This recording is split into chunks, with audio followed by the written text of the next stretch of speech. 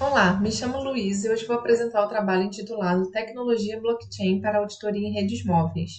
Este trabalho é fruto da minha dissertação de mestrado junto ao Grupo de Teleinformática e Automação, GTA, do FRJ, sob orientação do professor Miguel Campista. Bom, como resumo do trabalho, será apresentada a descrição do problema, que é a vulnerabilidade em redes móveis. Também será feita a proposta do uso da blockchain como forma de auditoria. Também serão abordados os trabalhos relacionados à avaliação da proposta através dos resultados obtidos e, por fim, a conclusão dos trabalhos futuros. Aqui nesta figura, nós temos a arquitetura das redes móveis, representada pela topologia das redes 2G e 3G. Basicamente, ela se subdivide em duas principais redes, a rede de acesso e a rede de núcleo. A rede de acesso é a que viabiliza a entrada do usuário na rede, provendo a alocação dos recursos necessários para a comunicação com a rede. Já a rede de núcleo é responsável por todas as funções de controle de chamadas, de sinalização, de armazenamento de todos os dados do usuário e processamento de chamadas e de pacotes de dados. Como redes externas ou de interconexão, nós temos o backbone IP, responsável pela parte de dados e encaminhamento de pacotes, e a rede SS7, responsável pela parte de voz. A vulnerabilidade desta arquitetura é o uso do SS7, que é uma pilha de protocolos desenvolvida na década de 80 para prover a comunicação internúcleo entre operadoras diferentes ou intranúcleo entre os elementos de rede da mesma operadora. Quando o SS7 foi concebido, não havia preocupação com relação à segurança de rede, pois a relação entre as provedoras de serviço eram mutuamente confiáveis. Bom, então o que seria o SS7?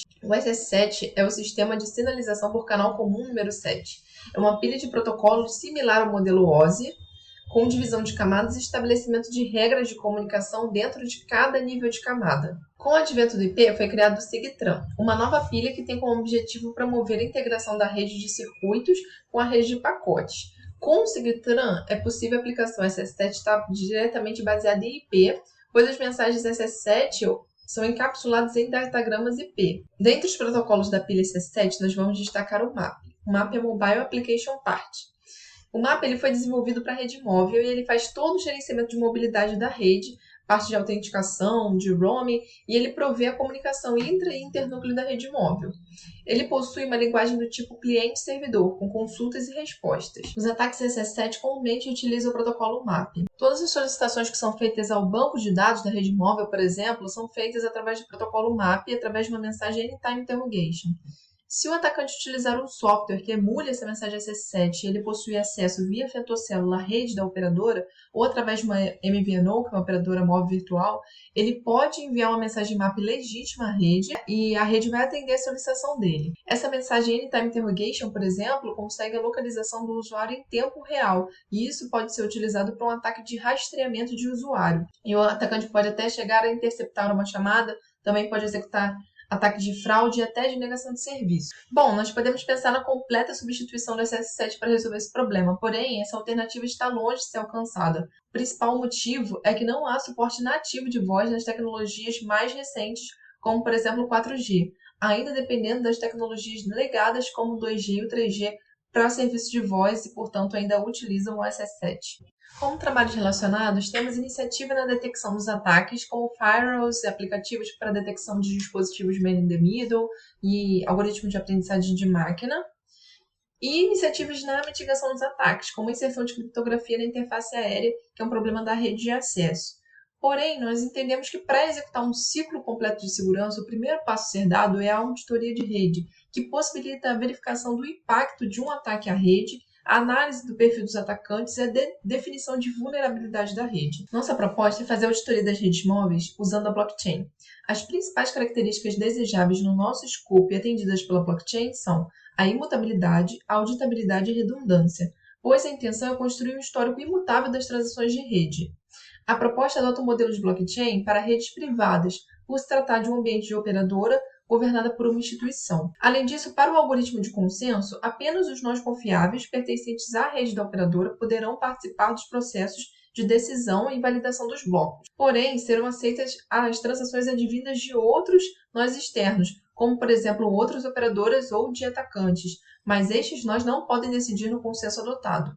Portanto, a blockchain é permissionada para haver distinção entre a participação dos nós. Além disso, foi definido que as transações que forem vazias não serão aceitas. As transações que não obedecerem aos critérios de semântica e integridade da mensagem MAP definidos pelo 3GPP também não serão aceitas. Bom, a fim de analisar a viabilidade da proposta blockchain, fizemos alguns testes utilizando a rede real da operadora, onde todo o tráfego internacional de roaming foi espelhado para o laboratório da operadora e, através do trace capturado, foi possível verificar a vazão das mensagens MAP dentro de uma rede móvel real. Bom, esse trace tem uma duração de 1 hora e o pico encontrado foi de 317 mensagens MAP por minuto, o que dá uma média de 6 mensagens MAP por segundo. Esse valor é perfeitamente atendido pelos algoritmos de consenso, sejam eles probabilísticos ou determinísticos, o que significa que a proposta é viável de ser implementada. Bom, como trabalhos relacionados, temos iniciativas na introdução de blockchain dentro das redes móveis. Por exemplo, para o canal de comunicação não seguro, onde as estações de radiobase seriam inseridas na blockchain e toda a troca de informações do usuário e as chaves de criptografias seriam feitas através da blockchain. A outra situação seria a descentralização do banco de dados 4G, feita através de contratos de inteligência. A blockchain seria usada nessa iniciativa de descentralização. Trazendo os conceitos expostos sobre o blockchain ao contexto de redes móveis, cada mensagem MAP representa uma transação. Com o objetivo de promover uma auditoria na rede que permita identificar as ameaças e garantir rastreabilidade das movimentações de rede, idealmente todas as transações de MAP geradas são aceitas para que seja construído um histórico permanente das operações realizadas na rede. Com relação ao algoritmo de consenso, o escolhido foi o POA, o Proof of Authority, com uma implementação chamada CLIC, por se tratar de um algoritmo para blockchain privadas, pela simplicidade na submissão dos blocos e pelo baixo fluxo de mensagens trocadas na rede. O POA ele atribui autoridade aos nós e baseia-se em períodos pré-definidos, rodadas. A cada rodada, um subconjunto dos nós de autoridade pode propor um bloco, sendo um desses o líder da rodada. A partir do início de uma nova rodada, o líder atual ele deve propor um bloco, ainda que ele não possua nenhuma transação, ou seja, um bloco vazio. Mas aqui na nossa proposta nós não iremos aceitar blocos vazios ou transações vazias. Os nós não líderes eles podem propor um bloco quando estiverem habilitados para fazê-lo dentro da sua rodada após aguardarem um tempo aleatório. O envio de um bloco pelos nós habilitados é feito em broadcast para todo o conjunto de nós de autoridade. Cada bloco proposto pelo líder é diretamente inserido na blockchain de todos os participantes. Bom, a figura aqui apresenta a nossa arquitetura proposta baseada no modelo POA. Os elementos de núcleo da rede móvel compõem o conjunto de nós de autoridade, que são os nós confiáveis que irão participar do algoritmo de consenso. O conteúdo da transação proposta é constituído pela mensagem MAP, pedido ou resposta, por uma estampa de tempo, por um ID que caracteriza a seção MAP e pela assinatura do nó emissor, que garante a responsabilidade do nó sobre todas as transações referentes àquela seção.